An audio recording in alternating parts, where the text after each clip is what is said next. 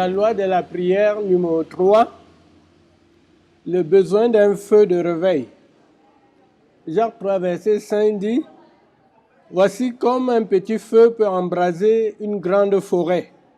Naturellement, le feu engendre le feu. Si le réveil tarde, c'est faute de prière fervente. Satan et les siens n'ont peur que de ceux qui prient. Au fait, les enjeux sont nombreux. La pauvreté spirituelle de nos vies chrétiennes, la prise en otage de nos familles par Satan, les mondanités, les hérésies et scandales qui inondent l'Église, les ténèbres et la méchanceté, qui font sombrer même le pays. Notre destinée et celle des autres sont en danger d'extinction. Cette situation ne changera pas jusqu'à ce qu'il y ait quelqu'un qui prie. Quelqu'un qui prie que le feu de Dieu descende. Parce que Dieu veut attiser le feu de la prière dans notre cœur. Afin que nous devenions ces agents de réveil. Le feu de la prière engendre le feu du réveil. C'est pour cela qu'il est dit, le feu engendre le feu. Que faire pour redonner la vie à l'œuvre du Seigneur, là où elle dépérit? Se poser comme question John Wesley. Il faut le feu de la prière. La prière unit l'homme à Dieu. Et cette union signifie la déroute de Satan. Nous avons désespérément besoin que Dieu déverse une nouvelle manière dans son Église, déverse son Saint-Esprit, afin que les multitudes soient sauvées. C'est ça le réveil.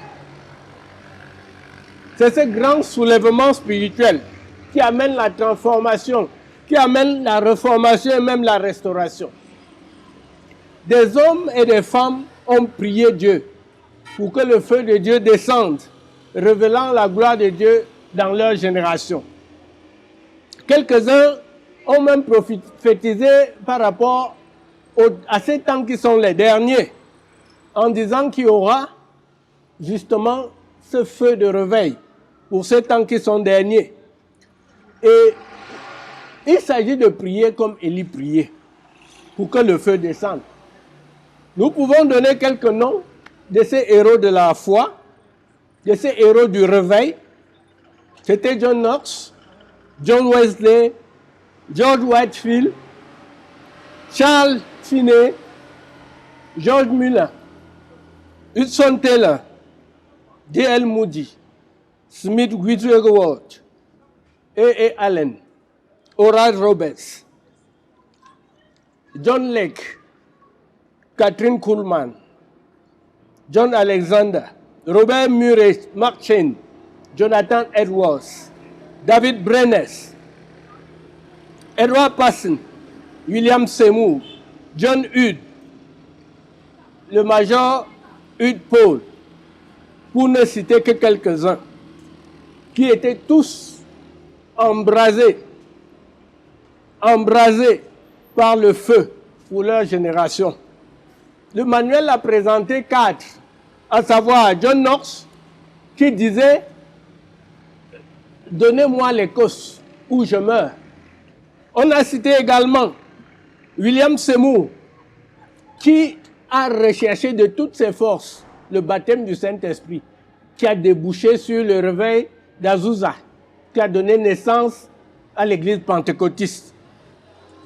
Il y a John Heath, lui aussi, il a parlé comme Rachel, donne-moi les âmes où je meurs.